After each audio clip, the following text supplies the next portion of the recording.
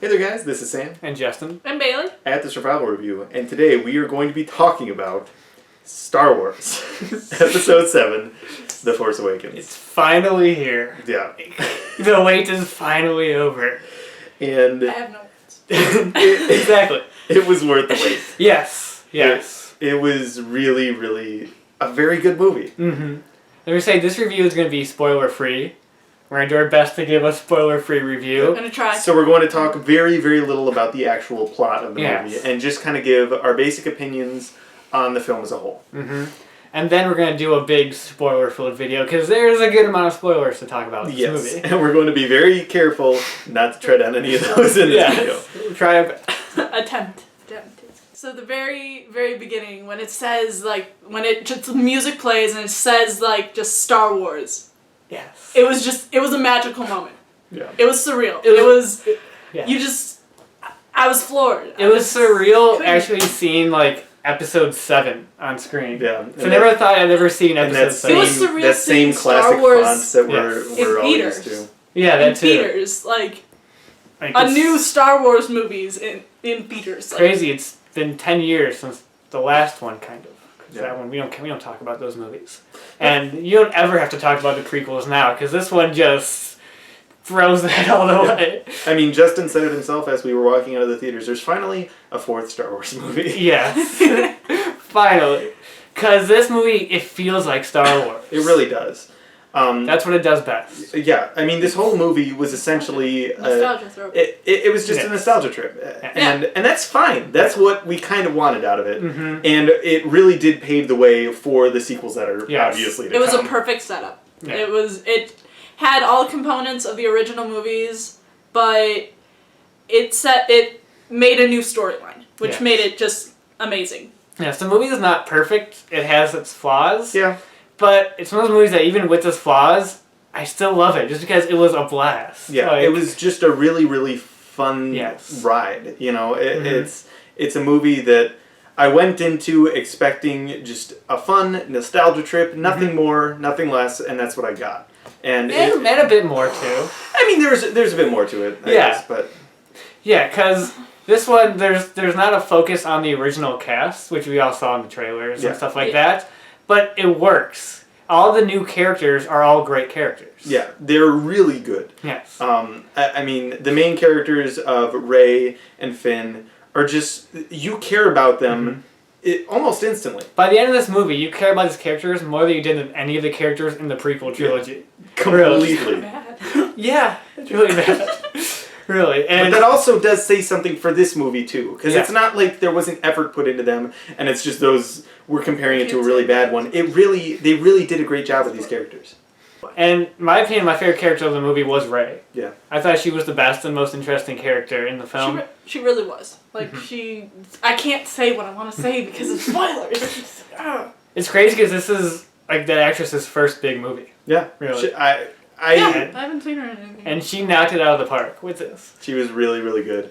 And like, she's definitely going to start your career with seeing Star Wars. Basically, yeah. And one of the characters that they didn't show as much in the trailers, ended up being really great, was Poe Dameron. Yeah. He wasn't a huge part of the movie. He was kind of in it in some portions and not others. But when he was there, he's just a really, really fun character. He's kind of this sassy, almost Han Solo-esque character. Yeah, he's like this generation's Han Solo. Yeah. And he has a great moment at the beginning. This movie is actually really funny. Yeah. There's a lot of great comedic moments in there. The humor was really well done. And the first great joke in the movie comes from Poe Dameron in the opening scene. Yeah. And that part was great. That just shows you what the tone of this movie is going to be, and it's perfect. Yeah. They definitely got the humor down to a T. It was really well done. But also just the emotional parts, because there are some very sad moments in the movie. There's, and none of it... There's really no like eye-rolling moments in the movie. No, there's like my flaws with the movie is the fact that the plot is very similar to A New Hope. Yeah, very similar. Without getting into it, there's a lot of plot beats that are taken from that, and you can even tell in the trailer with characters like Rey being very similar to Luke and stuff like that. And I didn't like that. And there were a few like references and throwbacks to the original that were okay. They weren't needed. They weren't eye-rolling bad, but they were kind of like, you didn't have to have that. Yeah. But that's That's basically it. Like, that's really the only negative thing we can say about the movie. Yeah, there's not really many problems. It kind of it had some of the tropes that the other movies had, specifically New Hope. Yes, a lot of New Hope. It did hold well on its own too. Yes. It definitely is a very, very entertaining movie. Yes. I will say one thing, just one little thing. A couple times it felt like it like stumbled a little bit, but it's not a big issue. Like there's a few moments where it kind of just like slowed down. Yeah. Yeah. It kind of like it's like just pulled back a little bit, but then it shot off again. Yes. This movie, aside from those little moments, moves really fast. Yeah. And all the action scenes are great. Yeah. The action scenes were very well done. Mm-hmm. One of the things I love about the old Star Wars movies is the space battles. Those are always my favorite elements, especially of Return of the Jedi, that whole space battle at the end I just love. And this has... The battles actually don't take place in space, but it's still the same like TIE Fighter and X-Wing battle from the old movies, just done with today's effects and today's camera work, and it's just so amazing. And something that I love is that they use CGI in a very good way because they only used it when it was necessary. Yes, and that means yes, there's a lot of CGI in the movie, but of course there's gonna be. Yeah, but they also had a lot of cool practical effects. I mean, you go into a cantina.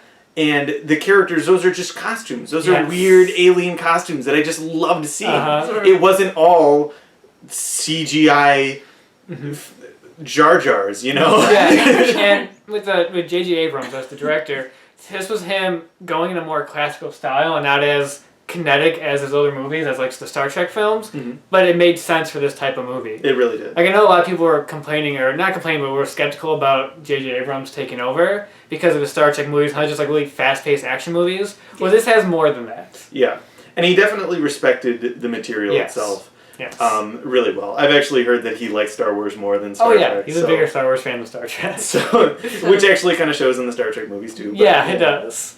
And like even without the original cast members being in this movie, you would still feel like it was Star Wars. Definitely, because he got that feel down really, really well. Yes, that's the biggest strength of this movie, is that you felt like you were watching a Star Wars movie from start to finish. They did do some things that were like different from Star Wars movies. There's some dark moments in this movie. Yeah. Even more like, Revenge of the Sith had dark moments, but this is more like seriously dark moments. Like emotional dark. Yes, yes, that's exactly. I mean, like at least in the original movies there were dark moments, but it kind of picked up from that quickly. Mm-hmm. These were dark and it kind of lingered with you. Even if they made a joke or something, it kind of, in the back of your mind you were still kind of like, that just happened. Yeah, especially that opening scene, which was a dark scene. It really was. That just haunts you throughout the whole movie. That felt like something out of a war movie. It did. And it was just really, really intense and really just... Vietnam, bitch. It was honestly brutal. Like, something that you don't really see in Star Wars movies that much is blood. Mm-hmm. And like in some of the fight scenes, like just the blood on his mask, and there. Yeah, or even people getting cut, and there's actually blood. Like it added a bit of brutality to the movie. Yeah, even with not so overwhelming to where it took anything away from the charm of the Star Wars movies. Exactly. It was just something really interesting that they added. It's not. We're not saying it's like the movie became dark and gritty. No, not like that. We're not saying it's Saving Private Ryan in space. It's it's just something interesting that they added that was really, really cool. I'm just so happy this movie worked. It added its own flair to it, and it made it more. Honestly, I think it made it more realistic. Yeah. It made it more like this actually could happen. This is what it would be like if it actually happened. And then with the original cast. They were all great. Yeah, they actually put a lot of effort into the characters. Yeah, you can tell, especially with Harrison. Oh yeah, Harrison Ford was great in this movie. He was really fantastic. Yes.